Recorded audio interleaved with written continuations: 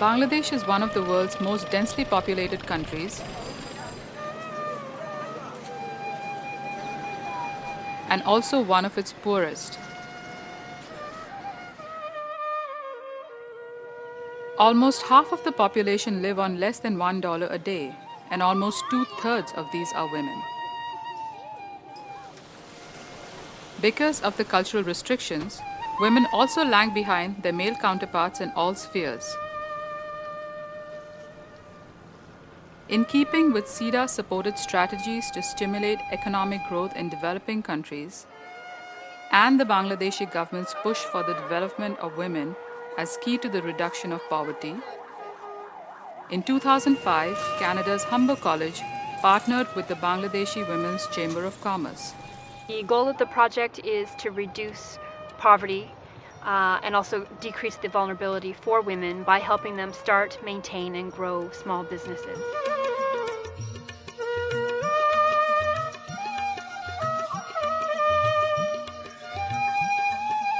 Girls or women in Bangladesh actually are not free. I can go out at any time. I can eat according to my wish, but my wife cannot. It cannot be.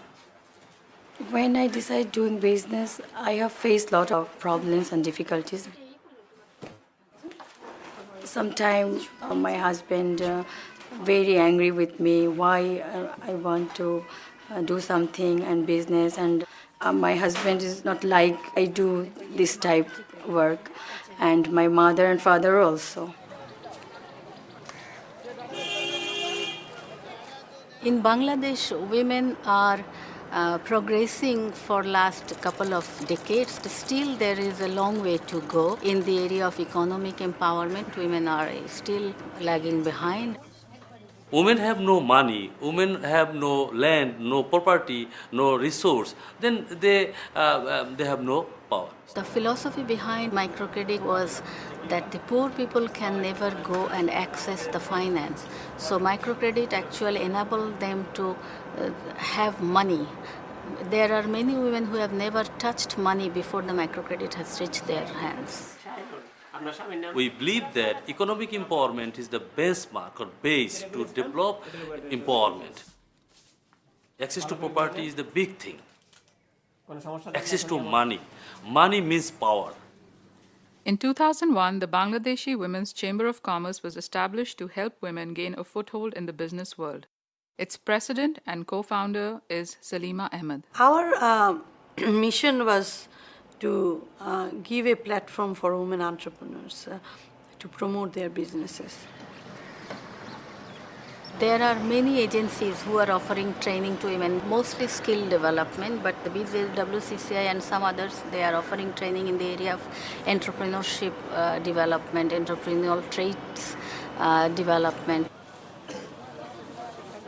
In order to increase women's participation in the economy, it is necessary to give them access to the skills and information they will need to succeed. Women entrepreneurs don't know they make a product, they don't know where to sell it because they have not studied it. They don't know what is called market intelligence. They have never calculated the price the way it should be. The Humber partnership with BWCCI was created to answer these types of needs. Humber faculty would go overseas and deliver training workshops in how to be an effective trainer and how to develop content for training modules to help women start their businesses.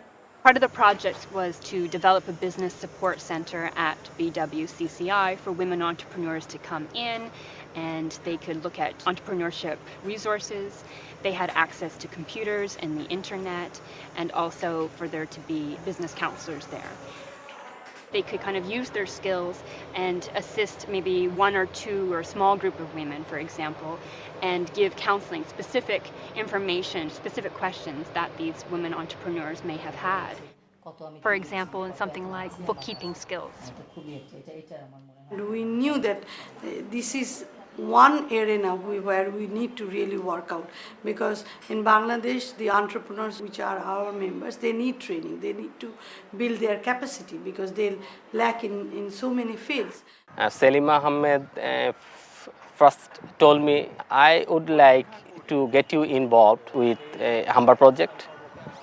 Do you like to be interested to be a co-trainer? I grab it. Yeah, it's good for me. Bangladesh is agricultural country and women more or less involved with agri activities, but they don't know this kind of agri activities can be a business. If you do anything, even though it is for agri produce, if you do it properly and if you get the produce nicely for value addition and if you sell it, it's called business. When I joined BWCCI, I heard some Canadian come Bangladesh and give some training and design and color combination. I had the wonderful opportunity to go into the various different businesses of the women that were members of the BWCCI. So I'm very interested and I joined the Humber training. They give some training how to get European design and pattern and international market and how to talk buyer and client. Shanu, she has this wonderful open smile and, you know, not to be afraid to greet people, shake their hands and smile at them and look eye to eye. Now I am very confident how to talk my buyer, my client. First I go ranks office, my Bravia carpet. Then I remember their training and I just same type acting. Okay, then and I'm doing very good.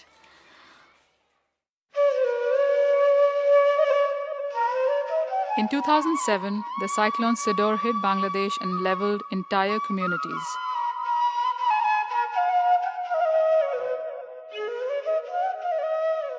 What had happened is the area that was affected was completely devastated. Women and families who really had very little to begin with lost everything. Utilizing the training they had received from Humber, the Bangladesh Women's Chamber of Commerce was able to offer some assistance. Initially, it was in the form of capital goods. Jyotsna, for example, received a cow. She is able to milk it, sell the milk, and make some money for her family. Once the cow's calf is raised, she will be able to grow her business further.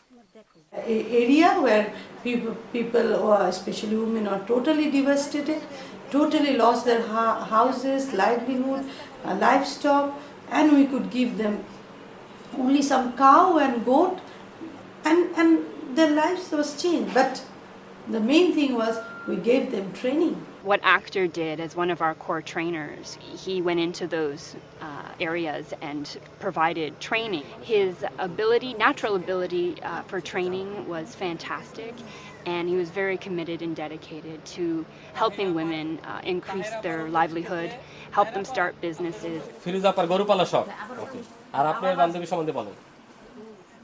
They like their animals very much as they like their children, because it is giving them milk and byproduct, and they can earn money through this rearing. What they actually do, just they are taking care of animals, they are touching it, they are feeding it, they are very near to their animals, but they don't know that's the way to check whether it is being unhealthy or it is being infected. For an example, I can say you that if I touch animal and if I care it and if I love it, when the hair, body hair will be shed off, just as soon as I touch it, it's the primary sign that my animal has been infected with worms. Human touch was very much there because it was mainly developing the capacity of micro-rural entrepreneurs. We were confident because we had training with Humber, and we could always say, whenever they were saying that, what strength do you have to give training? And we always said we have a partnership with Humber. One thing we do use a lot of in this project are Humber students. Our interns, basically we recruit them and we send them overseas for 3 to 6 months. They are key to making this project happen. I wanted to be in the field. I wanted to have that connection with the people. Like I wanted to interact directly with the people on the ground. So for me, Humber was what gave me that, that insight into what needs to be done on the ground. I started to make friendships. I lived with a local family. I got to understand their way of life. I got to their food became my food, my diet. By the time 3 months was up, I felt like I wish I had more time. I can't thank my lucky stars enough that I found it, because this was exactly what I needed. I want to work in the field and give you all hands-on experience as far as project management, project design, proposal writing, disaster management, everything practical. Coming from such a different country, but the way they have adjusted with us in this country is unbelievable. That also gives us sort of a motivation that people from developed countries are coming to our countries to support us, and these young interns who has so much courage and also sacrifice to do something for the people. We never thought that these group of people who are a Western and Eastern and from a developed country and from a least developed country would merge into one goal. I think about it all the time. I think about the people I met there. They work so hard, and their chance of opportunity is so different than mine, and sometimes I struggle with the knowledge of how different our lives are. At the same time, that guilt is the inspiration to never forget that and to go back or go somewhere else and do whatever I can to do my bit to help try and create positive change.